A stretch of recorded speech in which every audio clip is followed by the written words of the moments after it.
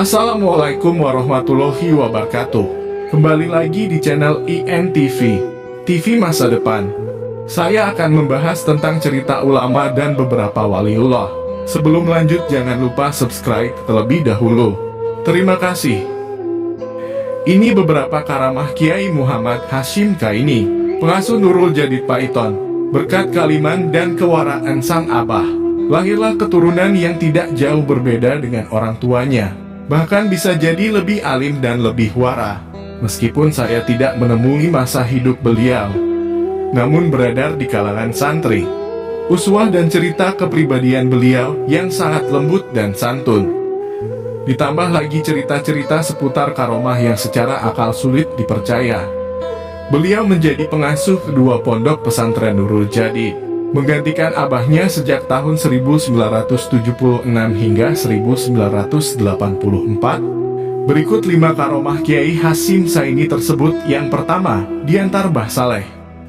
Ratib, salah satu santri Kiai Hasyim, mengkisahkan suatu ketika ia diajak Kiai Hasyim ziarah ke makam Sunan Ampel di Surabaya. Setelah beberapa waktu di Sunan Ampel, Kiai Hasyim meminta Ratib untuk pulang duluan. Sebelum pulang, Kiai Hasyim memberinya ongkos untuk pulang. Setelah mohon diri, Ratib segera pulang. Sesampainya di halaman pondok pesantren Nurul Jadid, Ratib tiba-tiba terkejut, sebab dia mendengar suara Kiai Hasyim tengah mengajar santri-santrinya di musala Riyadus Sholihin. Karena penasaran, ia segera meluncur ke musala. Ternyata benar, Kiai Hasyim tengah mengajar. Keesokan harinya, karena penasaran, Ratib mengunjungi kediaman beliau. Masih belum mengucapkan salam, Kiai Hasyim sudah membukakan pintu dan memanggilnya. "Dik, sini-sini, ada apa?" Tanya yang kemarin, "Ya Kiai." Ia jawab Ratib gugup. "Saya diantarkan Mbah Saleh, wali yang makamnya terletak di sebelah kiri Sunan Ampel," jawab Kiai Hasyim. "Jangan tanyakan saya bagaimana cara Mbah Saleh yang sudah wafat bisa mengantarkan beliau datang lebih. Wali Ratib yang disuruhnya pulang duluan ke pesantren. Kedua didatangi Rasulullah." Masih menurut Ratib, Kiai Hasyim juga terkenal sebagai ulama yang wurusak durungi pinaruh atau winara. Tahun sebelum terjadi, kala itu Ratib sempat berkunjung ke kediaman beliau sehari sebelum hari wafatnya. "Aneh, kok bendung terus?" kata Kiai Hasyim. "Habib Hussein Berani yang tinggal di selatan Genggong sedang sakit Kiai," terka Ratib. "Kalau begitu kenapa saya didatangi Rasulullah?" kata Kiai Hasyim. "Biasanya seseorang yang didatangi Rasulullah itu bahagia. Harinya cerah, tidak mendung dan tidak hujan.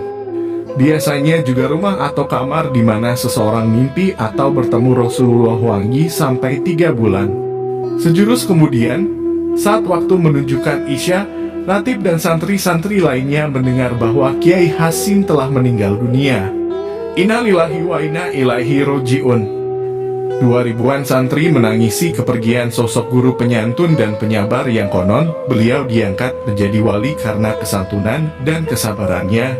Beliau terkenal di kalangan santri sebagai kiai yang tidak pernah marah dan memanggil santrinya dengan sebutan Ananda. Kiai Hasyim wafat di umur yang relatif muda. Yang ketiga, didatangi banyak tamu saat menjadi santri menginjak dewasa. Beliau nyantri ke pesantren Peterongan Jombang yang diasuh oleh Kiai Musta'id Ramli. Sebelum berangkat, abahnya berpesan, kalau nyantri jangan mengandalkan orang tua, tetapi andalkanlah Allah. Pesan tersebut kemudian beliau ingat-ingat dan yakini. Lebih-lebih saat beliau mengalami kejadian yang mencerminkan petuah abahnya tersebut. Kejadiannya pas di perjalanan menuju Peterongan, bekal berupa beras dari orang tuanya tertinggal di Surabaya. Dari kejadian itu, beliau lalu tambah yakin dan mantap bahwa petuah dari abahnya tersebut benar, harus mengandalkan Allah Sud. Dari kesadaran dan keyakinan tersebut, beliau kemudian mendapatkan banyak kemudahan-kemudahan dari Allah yang bisa dibilang karamah. Di antaranya, beliau acap kali ditemui tamu yang selain untuk silaturahmi juga memberikan uang. Meski demikian, uang dari tamu-tamu itu tidak beliau miliki sendiri. Beliau menaruhnya dalam wadah bekas songkok atau peci dan meletakkannya di pojok kamar dalam biliknya. Kemudian kepada sahabat-sahabatnya, beliau berkata, "Jika di antara sahabat-sahabat ada yang membutuhkan uang, bisa mengambilnya di dalam wadah songkok itu." Tidak diketahui berapa banyak uang yang di dalam wadah songkok itu dan berapa banyak pula sahabat-sahabatnya yang mengambil uang itu, tapi tidak habis-habis. Bak mesin ATM saja. Keempat, amplop dibalik sajadah setiap selesai sholat. Selain itu, beliau juga mendapatkan kemudahan dari Allah berupa hadirnya sebuah amplop berisikan beberapa lembar rupiah dari balik sajadah di setiap habis menunaikan sholat. Dalam amplop tersebut tertulis nama beliau sebagai orang yang dituju, sementara nama pengirimnya tidak tertulis. Kelima, Ratu Semut karamah-karamah di atas saya ambil dari beberapa sumber, diantaranya muslimwiki.com dan alfanilahasan.blogspot.com. Karamahnya yang kelima saya dengar langsung dari adik kandung beliau, almarhum Kiai Abdul Haq Saini, sewaktu saya ngaji di Pedantren Rojadi. Ceritanya, suatu waktu Kiai Abdul Haq nyupiri kakaknya ceramah di luar kota. Pulang ceramah, saat tiba di pesantren, Kiai Abdul Haq menemukan semut di dalam mobilnya, kemudian ia melaporkan ke kakaknya.